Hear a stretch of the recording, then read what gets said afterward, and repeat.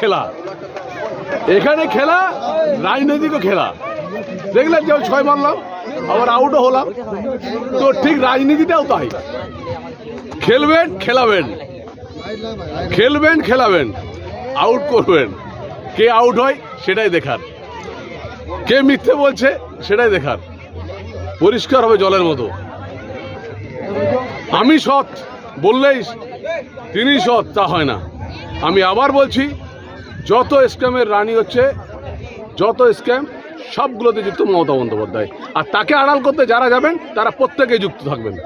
এই যে ছক্কাই মারি, 2008 সাল থেকে 6 সাল থেকে রাজনীতি করছি, 8 জিতেছি, 11 এমএলএ হয়েছি, 14 এমপি হয়েছি, 19 হয়েছি, 24 হয়েছি।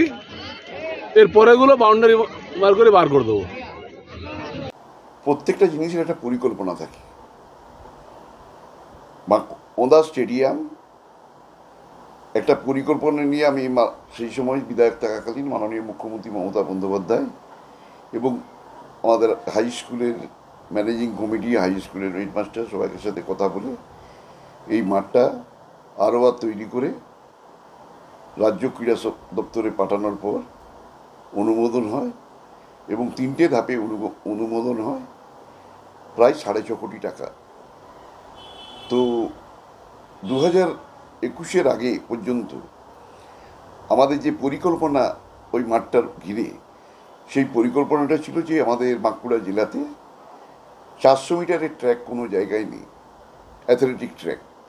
তো আমরা সেই অ্যাথলেটিক ট্র্যাকটাকেও বার করি এবং ইন্টারন্যাশনাল মাপের যেটা মানে স্টেডিয়ামে হওয়া দরকার, 105 মিটার পর্যন্ত লম্বা এবং এদিকে 64 মিটার চওড়া, সেটা করেও 10 মিটার ট্র্যাক, মানে 5 মিটার রেখেও 10 মিটারের ট্র্যাক, যেটা মানে 400 মিটার ট্র্যাকটা যেটা ঘুরবে সেটাও জায়গার পেয়ে আমরা সেটা করতে চাই। এবং 2টো গ্যালারি তৈরি হয়েছে, আরও 2টো গ্যালারি এখনও বাকি আছে। এবং মাঠের যে কাজ, মাঠটাকে তৈরি করার যে কাজ, সেটার জন্য প্রায় 70 থেকে 80 লাখ টাকা ধরা আছে, যেখানে মাঠটাকে খুঁড়ে সেটাকে আবার সুন্দর করে মাঠটাকে তৈরি করে, যেমন কলকাতায় বিভিন্ন আছে সেরকম ইঞ্জিনিয়াররা যেভাবে করেছে সেভাবে পরিকল্পনা করা ছিল।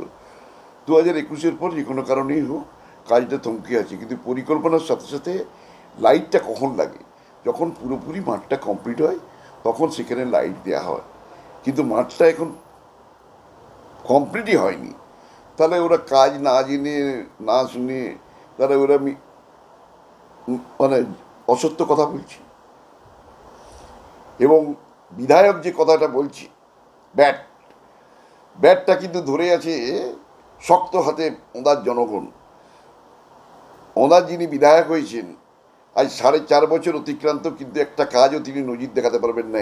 কিন্তু আমি একটা নজির দেখাতে পারি যে 2011, 16, 21-এর যে পরিকল্পনা, তার আমি কিন্তু বই বার করে এবং প্রত্যেকের হাতে দিয়েছি যে আমরা কী কী কাজ মমতা বন্দ্যোপাধ্যায়ের অনুপ্রেরণায় যে কাজ 500 কোটি টাকার হয়েছে, ইরিগেশন থেকে, স্টেডিয়াম থেকে, চাপড়াগামিদা ব্রিজ থেকে, যে কোনো যে কাজ, যা কাজ হয়েছে এই বইয়ের মধ্যে কিন্তু আমি লিপিবদ্ধ করে দিয়েছি।